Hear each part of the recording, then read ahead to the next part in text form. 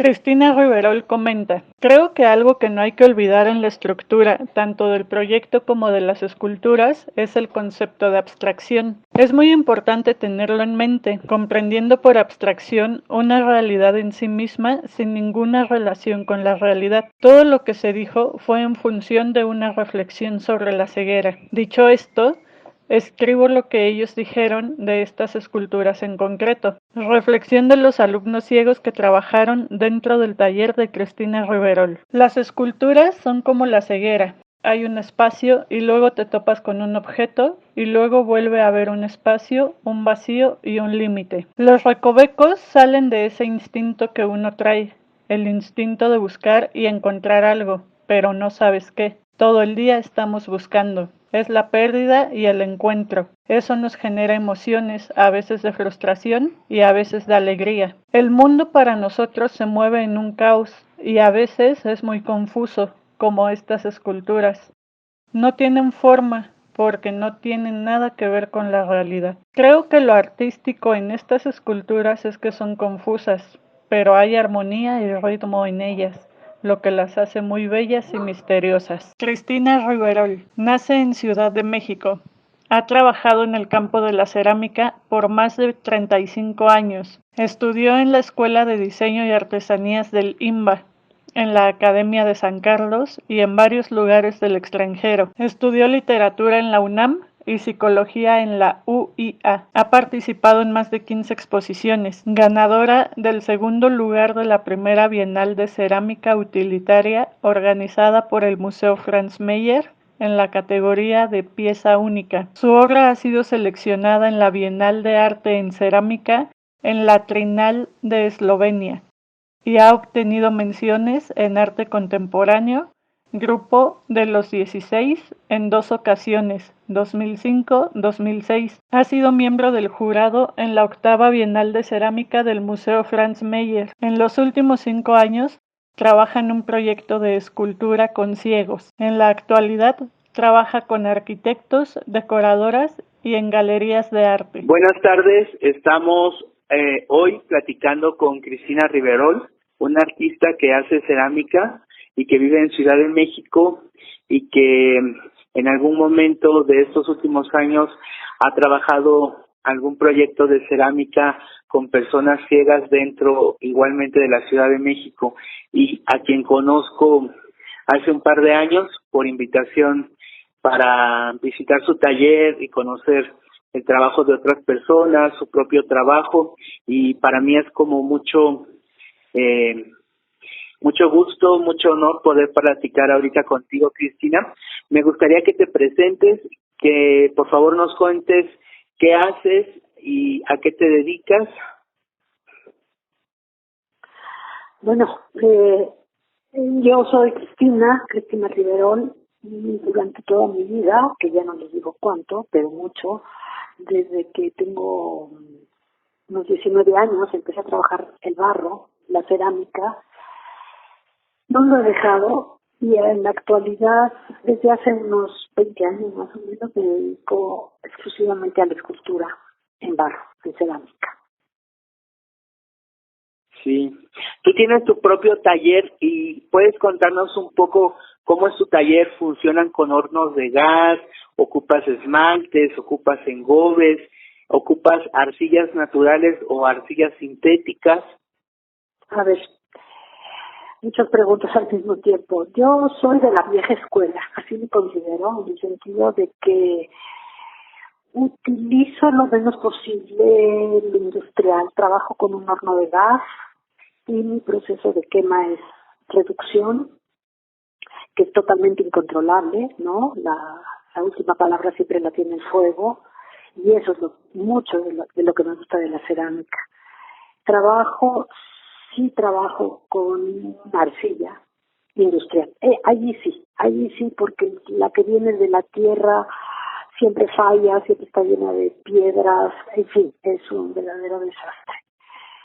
Y en los últimos años dejé los esmaltes, por mucho tiempo trabajé con ellos y me concentré en barro de color, lo que se conoce como barro de color, tratando de copiar, digamos, no copiar, porque no se copia, sino ay, se me fue la palabra, que parezca, el barro que parezca piedra, ¿no? Hay gente que llega al taller y siempre pregunta, ¿y esto de qué está hecho? No entiende, no se da cuenta que es barro, ¿no? Entonces, hasta que lo toca y se da cuenta que se puede romper la pieza, es el momento en que reacciona.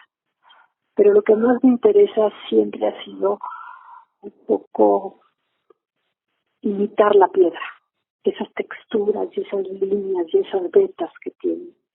Y creo que lo he logrado mezclando los barros de colores. Ok.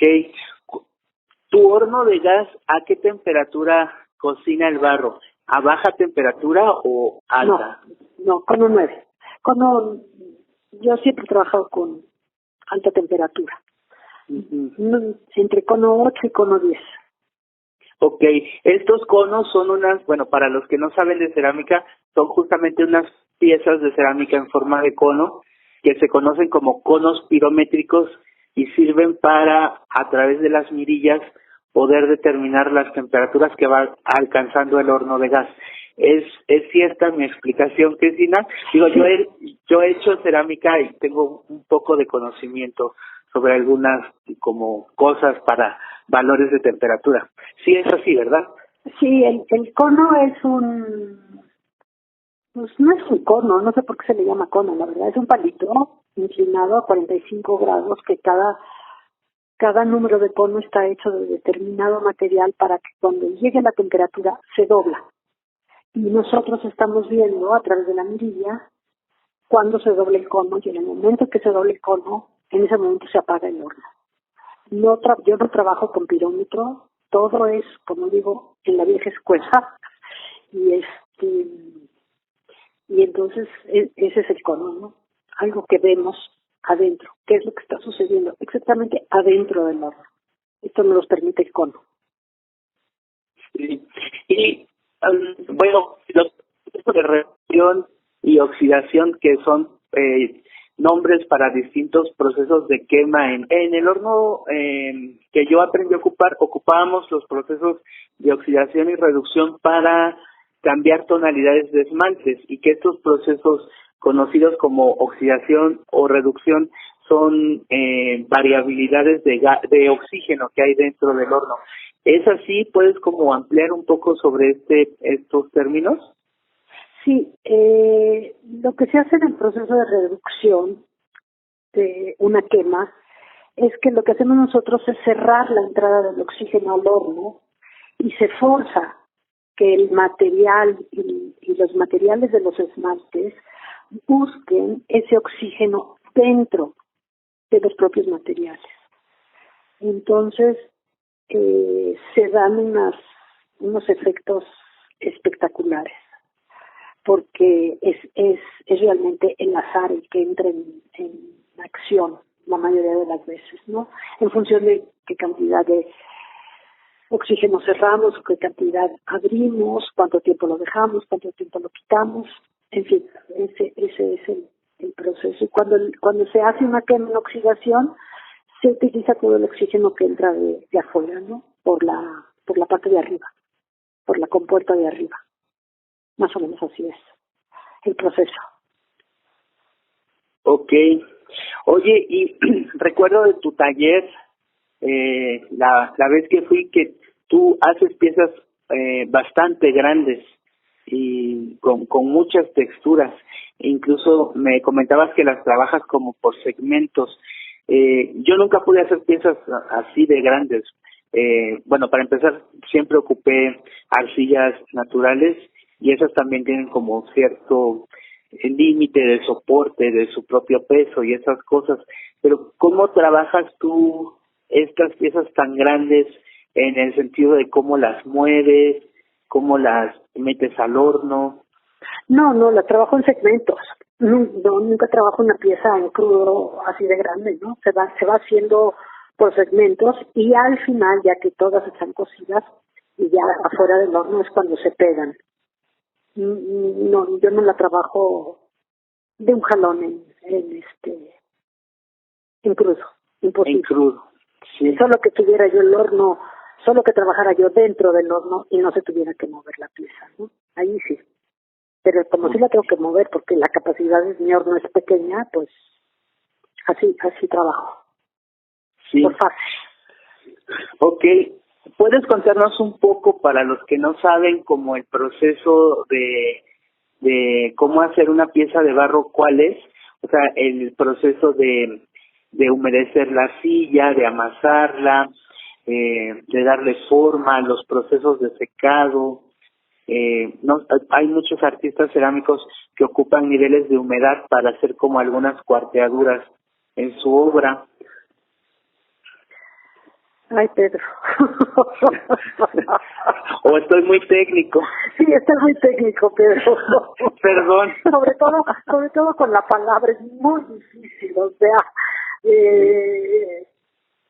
como todo arte, hay todo un oficio detrás de una escultura, ¿no? Y no sé si les interese a los que nos están escuchando la técnica, ¿no? Más bien yo creo que a veces lo interesante es ver el resultado, ¿no? Independientemente de cómo se hizo. No, me cuesta trabajo realmente explicar cuál es el proceso, ¿no? Ok. Oye, ¿y cuál es tu acercamiento al mundo de las personas ciegas y cómo es este encuentro entre tu disciplina artística y la discapacidad visual? Mira, mi aproximación con los ciegos más bien fue con la ceguera, llamémosle así, porque no.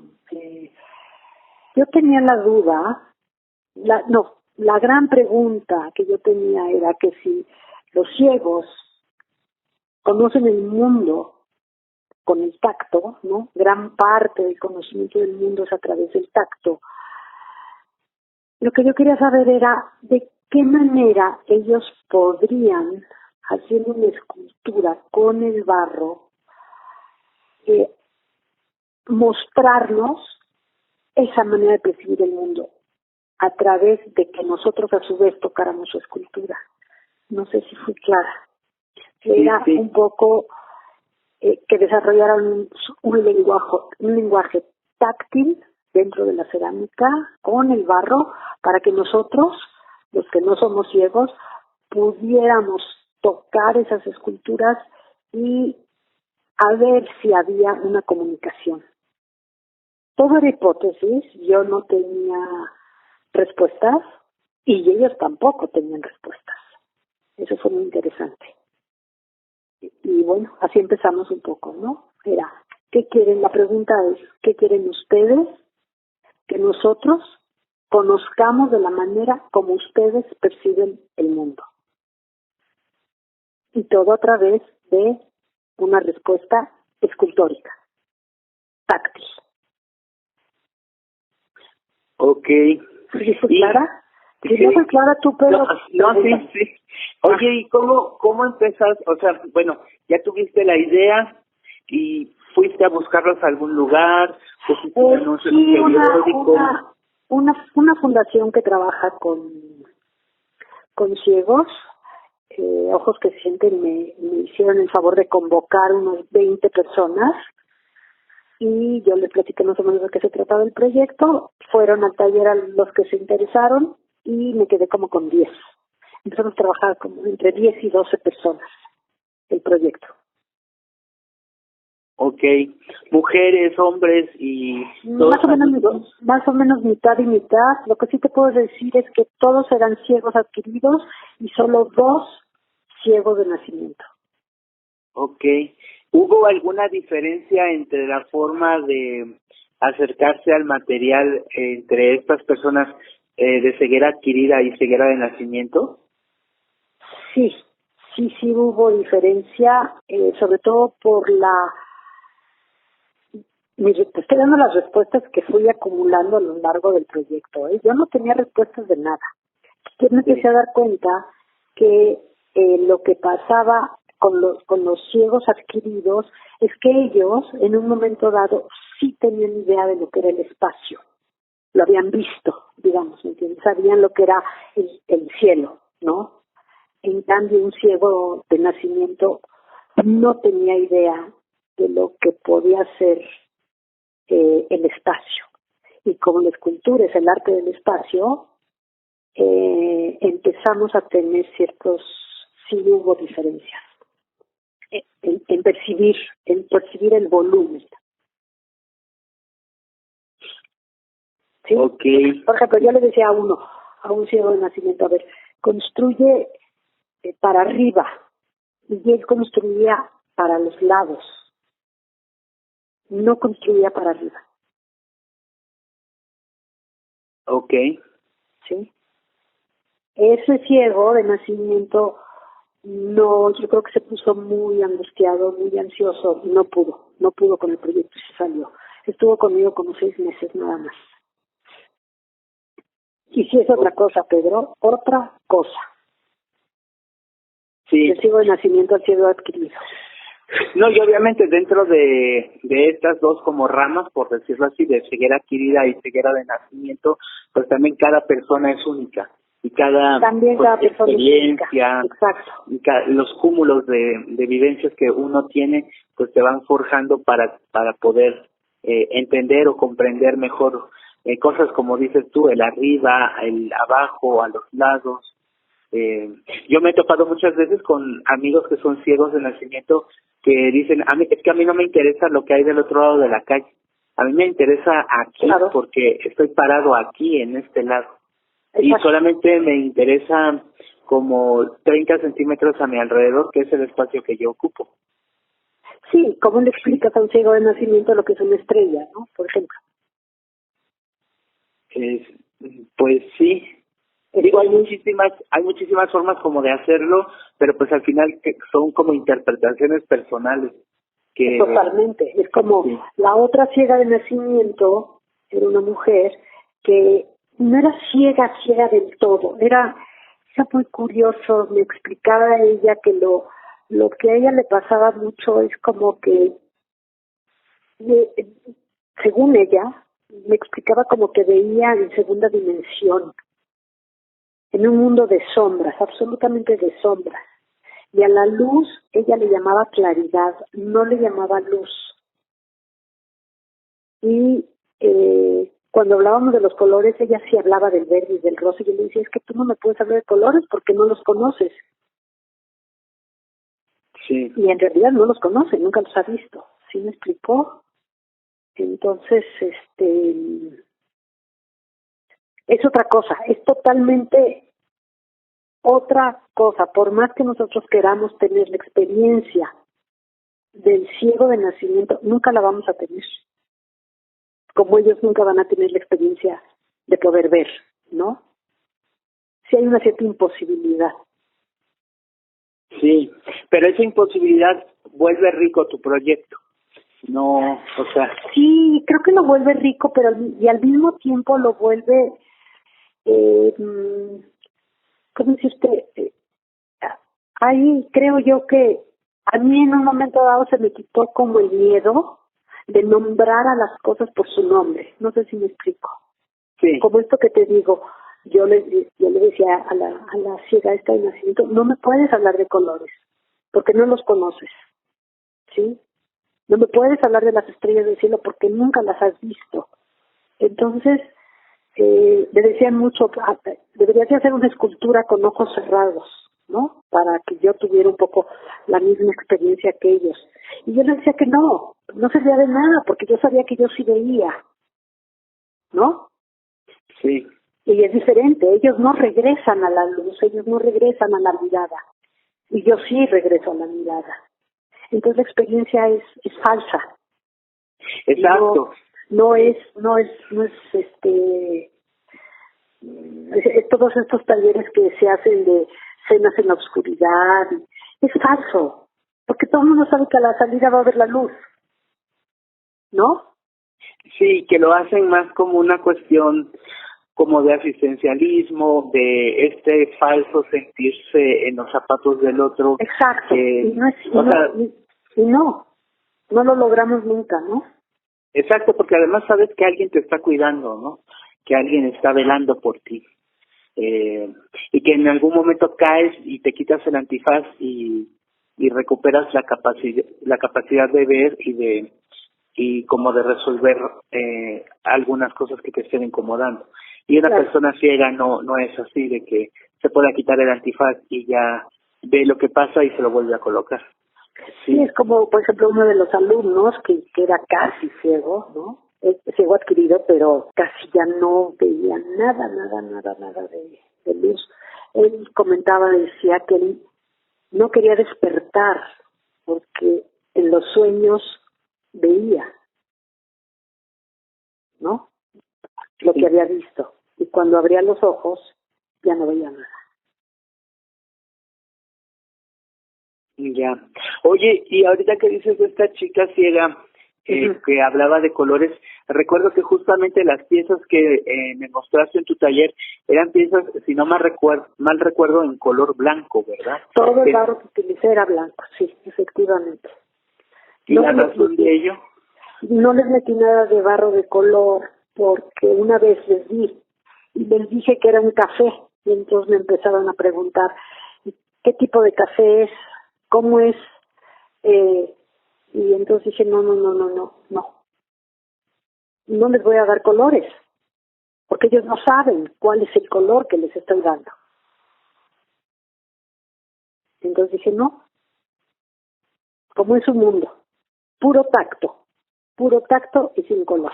Y entonces, bueno, el color más neutro que encontré era el blanco, ¿no? Por eso. Ok. ¿Y estas piezas las trabajaban con herramientas, con los puros dedos? Todo con los dedos. Así trabajo yo, todo es con los dedos. Yo no uso ninguna herramienta, ningún golpe, nada. Todo lo hago con las manos. Y así ellos fueron aprendiendo, ¿no? Fue muy interesante porque yo de alguna manera les hacía preguntas y en el intento de responder las preguntas en un lenguaje táctil con el barro, aprendieron a hacer cerámica. Yo no les enseñé a hacer cerámica. Eso fue muy interesante. No utilicé la técnica que puedo utilizar con los normovisuales, ¿no? No, para nada. Fue otra cosa. Sí. Algo totalmente opuesto a mi experiencia dentro de cerámica, que fue sí, que tú lo odiabas, ¿no? Me decías. Y sí, porque fue un proceso, o sea, el proceso de decirle a un ciego que hiciera todo 100% técnico y visual. O sea, ocupar stickers, ocupar herramientas de metal, de madera, fabricar propias herramientas, ocupar cosas como los tornos que son movimiento, material como maleable. Eran muchas cosas que, o sea, tenía que estar pensando tanto en la velocidad como en el material, en los espacios, en altura. Sí, de pronto era muy complicado. Siempre digo que me funcionó mucho haber estado esos 5 años en el taller de cerámica, pero sí, yo a veces salía de ahí con unas migrañas espantosas de estar trabajando como si estuviera viendo, trabajando como si yo fuera parte de justo lo que decíamos hace unos minutos, o sea, entraba al taller de cerámica y prácticamente me levantaba el antifaz para poder estudiar. Salía del taller y me volvía a colocar mi antifaz de ciego para seguir con mi vida. Sí, era como muy caótico. Muy angustiante, ¿no? También, porque no veía, no ves, sí. ¿No? Sí, y trabajar con una herramienta implica pues mucha destreza y mucha sensibilidad para poder percibir el material a través de la herramienta. Claro, porque hay una distancia entre tus dedos y lo que estás haciendo, ¿no? Que es la herramienta. Que es la herramienta, sí. Es la herramienta. Fíjate que pasó algo muy interesante en el proyecto. Una vez los puse a trabajar en lo que se conoce como el cadáver exquisito. ¿Sabes lo que es el cadáver exquisito? No, cuéntanos. Fue un experimento que hicieron los surrealistas, donde se dio a través de escritores, ¿no? Y entonces, tú escribes un párrafo, digamos, lo doblas y se lo pasas al de junto, y luego el de junto se le pasa al de junto, y así se va pasando, ¿no? el papel y todo el mundo va escribiendo y luego se abre el papel y hay un poema, ¿no? Un poema escrito por, pues a lo mejor por 6, 7 escritores, digamos, ¿no? Pero uno no sabe lo que escribió el otro, por eso se va doblando, para que tú no veas lo que escribió el otro. Y luego resulta que sí hay una unidad en el poema. Entonces lo que yo hice fue eso mismo, pero con una escultura, ¿no? Entonces cada uno empezaba una escultura y a las 2 horas se la pasaban de junto. Y a las 2 horas se la pasaban de junto. Y así. Ese ejercicio duró cerca de 3 meses. Y todas las esculturas, Pedro, todos los resultados, ya no sabía nadie cuál era cuál había sido el inicio, ya nadie sabía nada. Todas las esculturas, 7 esculturas, fueron iguales. Y allí me di cuenta que sí existía un lenguaje escultórico de la ceguera. No sé si me expliqué. Sí, sí. Porque yo, durante, no sé, di clases 20 años y nunca nadie ha hecho lo que los ciegos hacen con el barrio. Para eso, pues ahí te voy a dar fotos para que las pongas y para que la gente vea de lo que estoy hablando. Es muy impresionante porque el resultado fue, mi respuesta es que sí hay un lenguaje propio, un lenguaje escultórico propio de la ceguera. Sí, y bueno, para las personas ciegas que te van a oír también, pues estas piezas, según yo recuerdo, están como llenas de ondas, como están como muy marcadas algunas curvas que uno hace con las manos. De pronto a mí me recordaban mucho como a las orejas y como formas muy orgánicas y formas en las que sí se nota el empleo total de las manos. No sé tú cómo podrías describir alguna pieza de estas. Mira, yo algo que sí también fue así como una de las reglas del proyecto fue que trabajáramos con la abstracción, ¿no? Porque me empecé a dar cuenta que ellos querían hacer una flor, que al final del día hacían todo menos una flor, ¿no? O querían hacer, no sé, una cara y también hacían todo menos una cara. Entonces dije, no se trata aquí de copiar ni de interpretar, vámonos a la abstracción. Entonces, la escultura es abstracta. Y ya hay un afán, como tú bien me acabas de decir, tanto del ciego que las toca como del normovisual, de decir que se parece a algo, a un objeto. Son abstractas y la abstracción es una realidad en sí misma. No copia ni interpreta nada de afuera, sino surge de sí misma, ¿no? Entonces, yo diría que mejor no le dé yo un sentido, porque es una abstracción. Sí, un poco con lo que me dices, digo, poniendo otro ejemplo mío, de el último año que yo estuve en el taller de cerámica, justo a mí se me pidió hacer el busto de un ser humano vivo. Y fue, o sea, todo mi aprendizaje dentro del taller de cerámica fue muy enriquecedor. Me ayudó mucho porque me forzó a límites, pues súper extremos. Digo, en ese tiempo todavía yo no sabía de derechos humanos y así, porque lo hubiera sabido y hubiera demandado a la escuela. Pero en ese proceso de hacer un rostro humano fue algo súper fuerte, porque yo empezaba a hacer el busto y mi maestro me decía, no, es que tienes que hacer a Christopher, no te tienes que hacer a ti. Y yo le decía, es que es Christopher, y me decía, no, es tu cara, toca tu cara, o sea, estás replicando tus rasgos. Y sí, después de muchos meses comprendí que yo lo que hacía no era copiar el cuerpo, la cara de Christopher, aunque estuviera tocándola, sino copiaba los rasgos de mi cara, porque eran los que más conocía. Claro, porque, claro. pues todo el tiempo me toco, todo el tiempo cuando me baño, cuando me echo crema, cuando me limpio.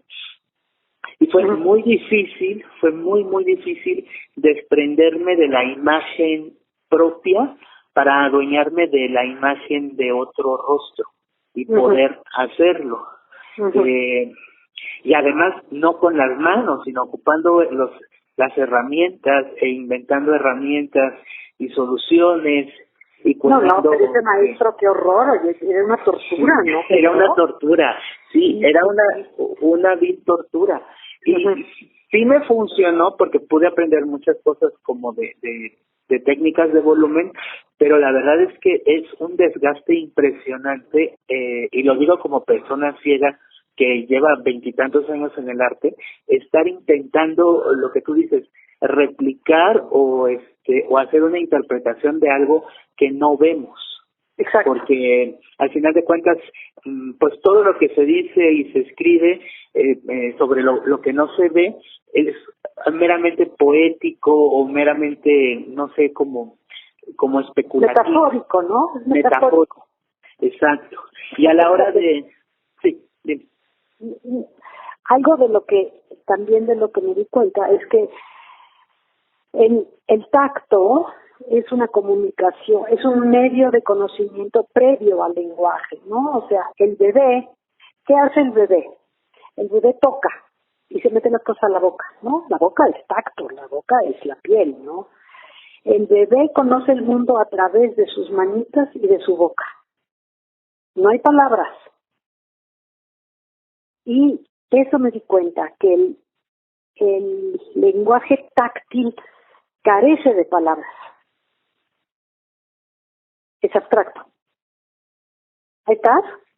Sí, aquí estoy. Es que estoy recordando, es que estoy en silencio porque estoy recordando el taller en el Centro Cultural España donde te conocí, el taller de dibujo que di y donde yo les ponía a hacer ejercicios de tocar objetos con otras partes del cuerpo, incluidas la piel del rostro, los labios.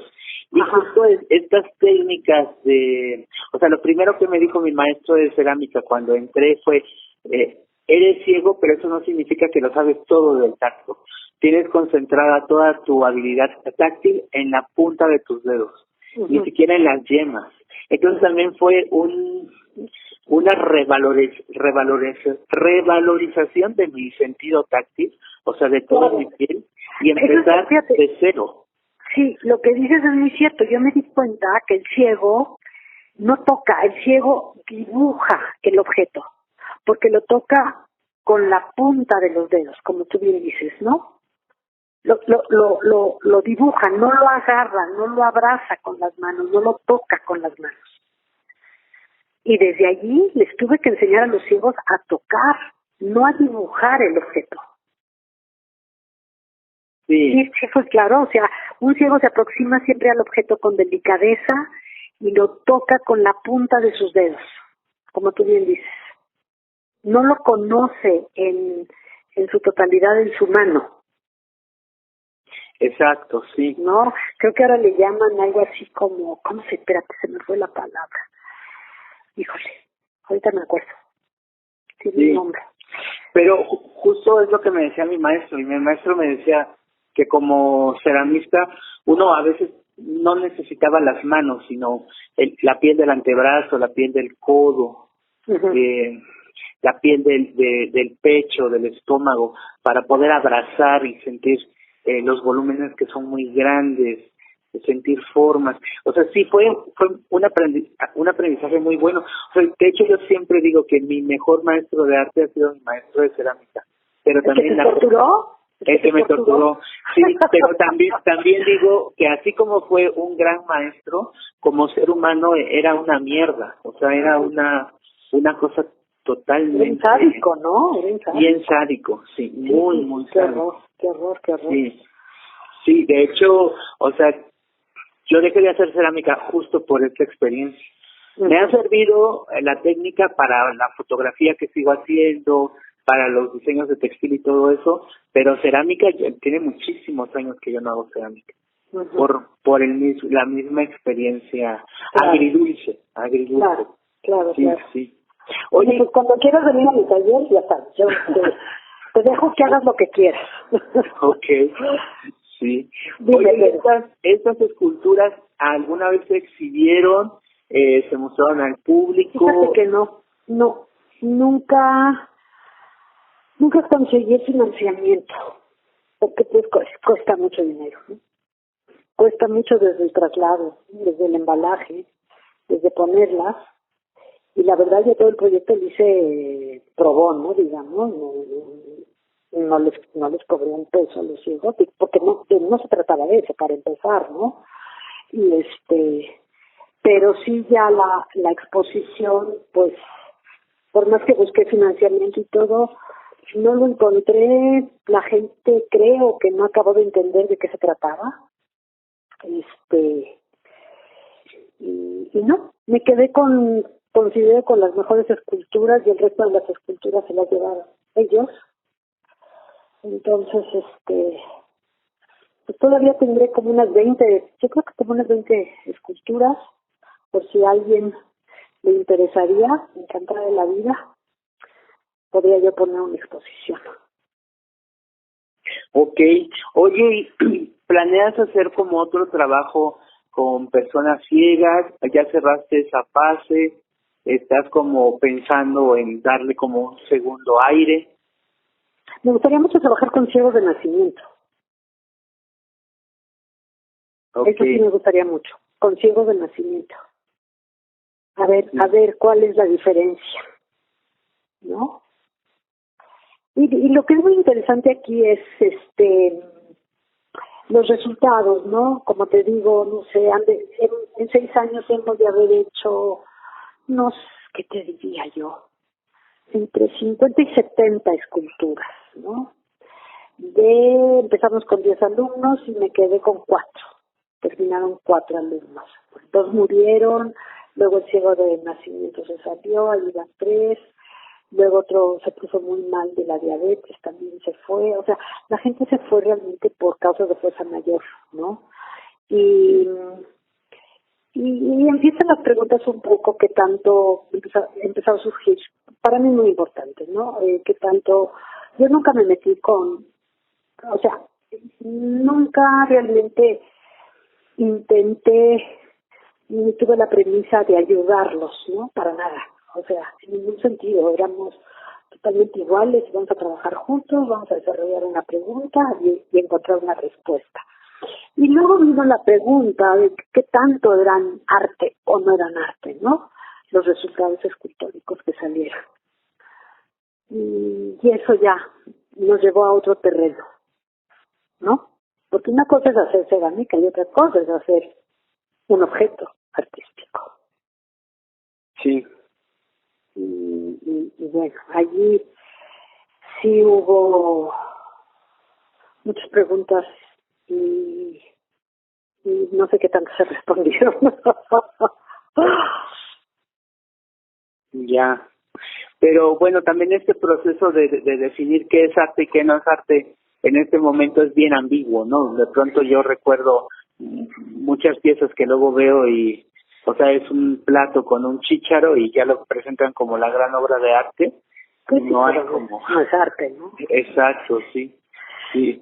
Yo creo que yo sí soy muy respetuosa de la estética y de la belleza, ¿no? Y claro, estamos en una época donde pues, se trabaja el arte conceptual, y las propuestas, y en fin, otra cosa, ¿no? Otra cosa.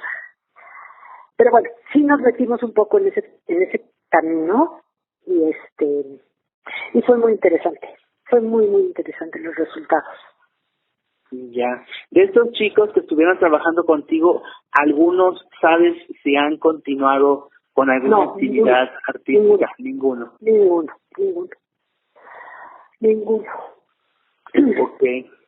¿Y tampoco han tenido el interés de volver a acercarse a ti para hacer algo? No, para nada. Ya.